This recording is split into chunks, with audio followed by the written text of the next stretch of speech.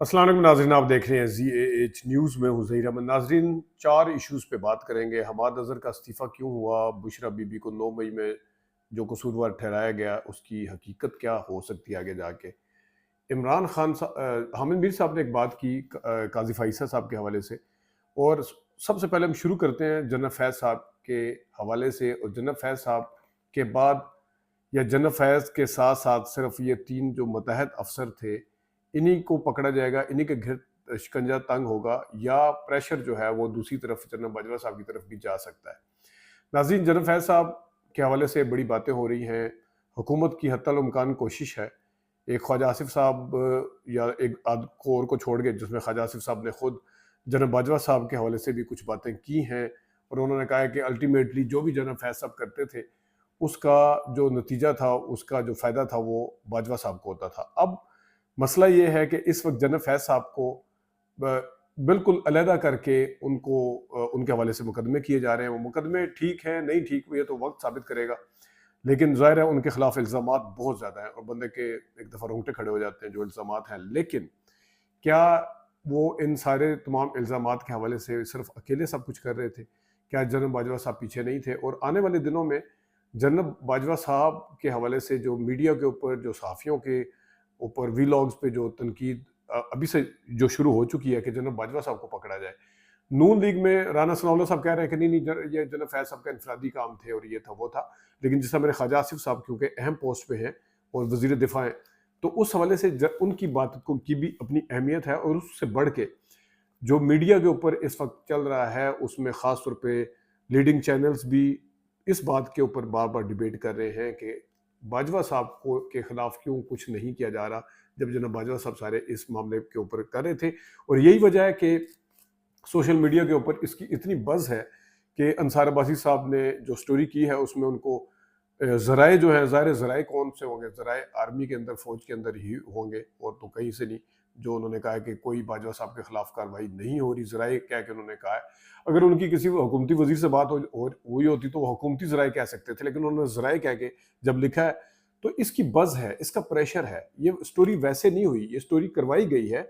और अंसार अब्बासी साहब ने ये जो लिखा है सारा कुछ, ये मैं आपको एक मिसाल देता हूँ। जब सदर आसिफ जरदारी साहब पहले सदर जब पहले बने थे 2008 में, उसमें 9, 10 और 11 में जाके बाबर अवान के हवाले से इतनी बातें होती थी और रहमान मलिक साहब के हवाले से इतनी बातें होती थी, तो किसी ने जरदारी साहब से पूछा कि आप रहमान मलिक को या बाबर अवान को हटा क्यों नहीं देते। उन दिनों में जरदारी साहब भी खत लिखने के हवाले से, वो जो स्विस अकाउंट वाला मामला था उसमें भी वो क्योंकि उसमें थे, खबरों में थे, और भी बड़े मामला चल रहे थे जिसके हवाले से काफ़ी सारी खबरों में थे और जरदारी साहब को कोई अच्छी निगाह से नहीं देखा जा रहा था।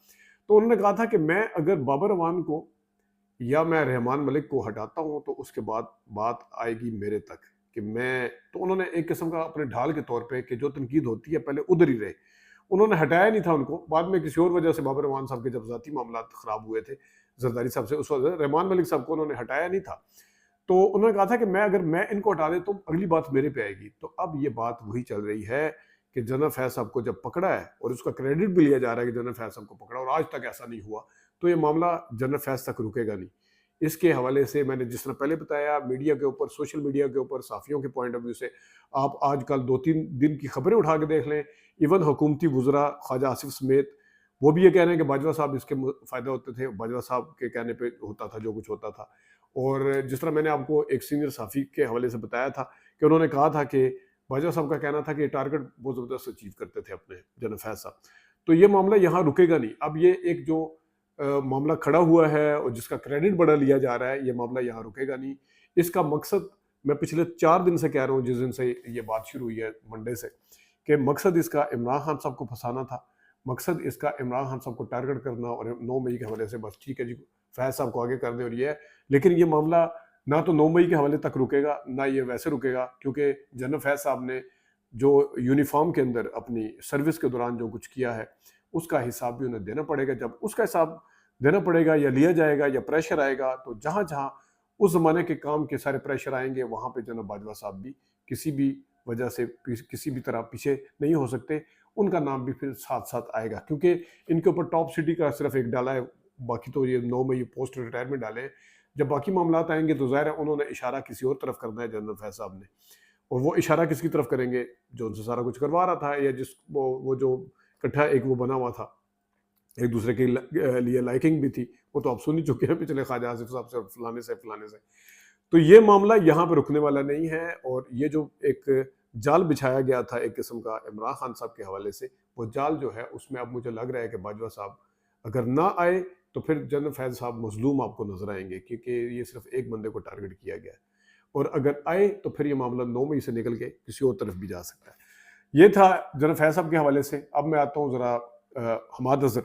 हमाद अज़हर जो हैं उन्होंने इस्तीफ़ा दिया, फिर उनके इस्तीफ़े जो है मुस्तरद हुए कोर कमेटी में, और उमर अयूब साहब ने कहा कि आपका इस्तीफ़ा मुस्तरद करते हैं, लेकिन उन्होंने आगे से फिर ट्वीट कर दी कि वो मैं अपनी उस पर कायम हूँ, और साथ उन्होंने ये भी कहा कि बानी चेयरमैन से सिर्फ बैरिस्टर गोहर और उमर अयूब मिला करें। ज़ाहिर है वो दोनों इनकी फेवर कर रहे हैं।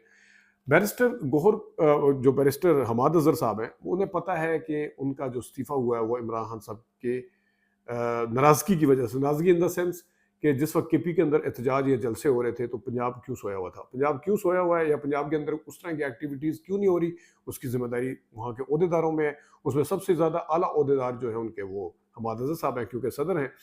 उससे पहले यास्मीन राशिद साहब सदर थी, उनका काम बड़ा अच्छा था, लेकिन वो कैद हैं। और उससे पहले जनाब शफकत महमूद साहब थे, उन्होंने कुछ नहीं किया था। यही वजह है कि वो किसी जगह आगे नहीं नजर आए थे, तो उनसे ये ओहदा ले लिया गया था। तो इस इतने ऐसे मामलात में जिस वक्त इमरान खान साहब बानी साहब जो खुद कैद है, और जिस वक्त एहतजाज की ज़रूरत है, पंजाब सबसे बड़ा सूबा है, तो हमाद अज़हर साहब क्या कर रहे हैं क्या नहीं कर रहे, ये एक सवाल था। तो ज़ाहिर है वो प्रेशर में आके ही दिया गया। मियां असलम इकबाल साहब के ने जो पेशावर के अंदर जो अपना केपी में अभी स्वात में जो हुआ था जलसा, उसमें स्वाबी में, उसमें तकरीर करने का उन्हें पूरा मौका दिया गया, जिसको बड़ा माइंड किया था हमाद अज़हर साहब ने। तो इस वजह से हमाद अज़हर साहब का भी जो मामला है वो जो कुछ इतना ज़्यादा हौसला अफजा बानी पीटीआई के हवाले से नहीं है उस तरह से। तीसरा टॉपिक है बुशरा बीबी के हवाले से कि 9 मई के अंदर ये इन्वॉल्व थी। इन्होंने जनाब साहब निशानदेहियाँ की कि किस किस जगह इन्होंने हमले करने हैं। इस पिंडी और इस्लामाबाद के अलावा उन्होंने हज़रों में और अटक में भी पता नहीं निशानदेही की, और ये बयानात को किसके बयानात को बनाया गया है जनाब, बुनियाद बनाया गया वो है वासिक क्यूम, जो कि एक्स MP है पिंडी से पीटीआई के। वासिक क्यूम अब्बासी आते रहे हैं, उनको भी किस तरीके से उठाया गया या उनको जिस तरीके से दबाव डाला गया था वो भी है।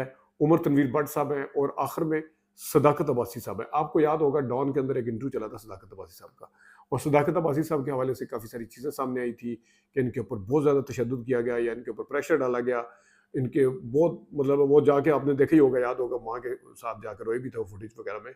तो जब इस तरह की पर्सनैलिटी जाके या इस तरह की शख्सियात या इस तरह के गवाह जो हैं वो डालेंगे गवाही कि मुशर्रफ बीबी फलां फलां जगह इन्वॉल्व थी, वो वैसे ही डाउटफुल हो जाता है, क्योंकि उनके जो मामलात अपने थे वो पीटीआई छोड़ने के लिए तैयार नहीं थे। किस तरीके से प्रेशर डाला गया, तो जब प्रेशर डाला गया तो वो इसी किस्म के प्रेशर में आके अभी भी गवाही दे सकते हैं। तो ये है एक और टॉपिक। आखिर में हम जनाब जिक्र करते हैं हामिद मीर साहब ने बड़ा आज बात की गुज़िश्ता कल के, बड़े बेशक जितना मर्जी मुखालफत करें जो हैं अपने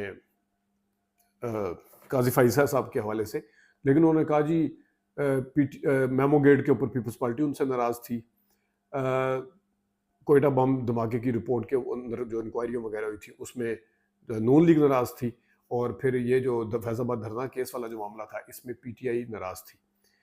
ये तो हामिद मीर साहब ने बताया, लेकिन उन्होंने चौथी जो एक इदारा है उसके बात नहीं की। मेमो गेट में पीपल्स पार्टी नाराज़ थी, फ़ायदा किसको हुआ था?